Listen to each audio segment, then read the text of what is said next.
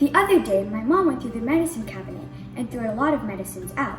I asked her why, and she said that they had expired, and it would be dangerous if we accidentally consumed one of them. I thought about it for a bit. Something that's supposed to be good for us can suddenly become dangerous. Soon I realized the same things that can be good for us can over time become extremely bad. Then I started looking up things that have been taught to kids for a really long time in the form of good advice.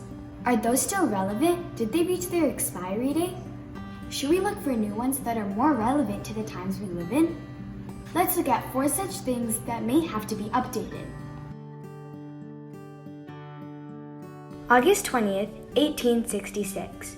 A newly formed organization called the National Labor Union asked Congress to pass a law mandating the 8-hour workday. It failed the vote. June 26, 1940.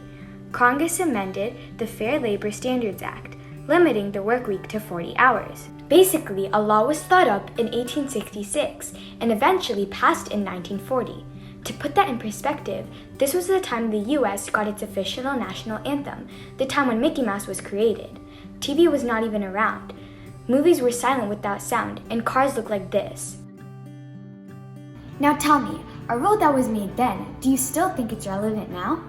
If not, why do 99% of organizations still have people follow this? Back in the day, the majority of work performed was hard physical labor, and those required the use of sunlight. It was the start of the industrial era, and people had to be productive in a factory setting, and more hands needed to be present at the same time. Today, only 8% of the work that is performed in the country can be classified as hard labor. If we take farming out of this, the number drops to less than 5%. Electricity is plentiful, most of the work is not physically taxing, and most people work alone. In that case, what is the relevance of the 540? I will let you decide. I tried to research the origins of this advice, but I couldn't come up with when it started. I'm pretty sure it was intended to be good advice at that time, but is it still valid now? If you have ever used any of these services, then you have already given up on using this advice. Am I right? Strangers have everything you want. I learned this from one of the folks I follow. Let's see. Strangers have the car that is going to give us the ride. Strangers are going to buy the things we sell. Strangers are going to talk to us when we call customer service. Strangers are going to help us in the store.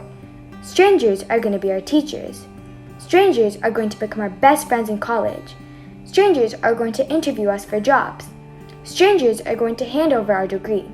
Strangers are going to help us when we call 911. Strangers are going to teach us life-changing things on YouTube. Don't talk to strangers? Instead, are we actually trying to say, don't deal with people you can't trust? Because those are very different in my opinion. There's a strength in numbers. Don't leave the pack. Don't fall out of line. Don't be seen. It is dangerous to stand out. If everyone is going that way, it should be safe. Just follow it. You will not get hurt if you are a part of a group. From what I can tell, these are all things that have been taught for years. Now, all of this is okay if you were a deer in a pack, a lamb in a pack, a duck in a group, and your only intention is to survive. Get by, stay alive. What if you are a lion, or a tiger, or an eagle? You don't have a pack. You want to thrive, not just survive. What do you do then?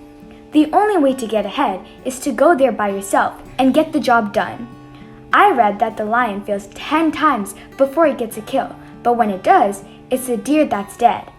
The one that tried to stay under the radar. Let's think of a person who has a lot of money and is in sorrow, and a person who is in poverty and in sorrow. Which one would you rather want to be? Money sure can't buy happiness. I can certainly understand that even at my age, but it sure can buy freedom.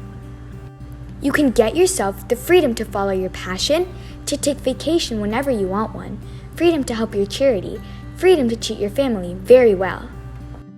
Like a famous podcaster said, if you love making furniture and you are able to cut those corners perfectly, sand them, and stain it nicely, and to top it off, you're able to sell it to somebody who loves it, that money earned is infinitely more satisfying and makes you happier than leading a miserable life where you don't like what you do.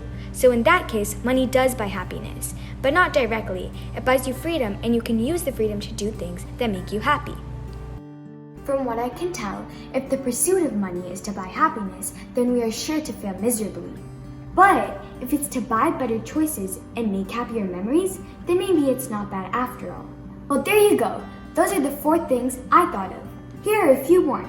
Take a look and let me know if they're still valid.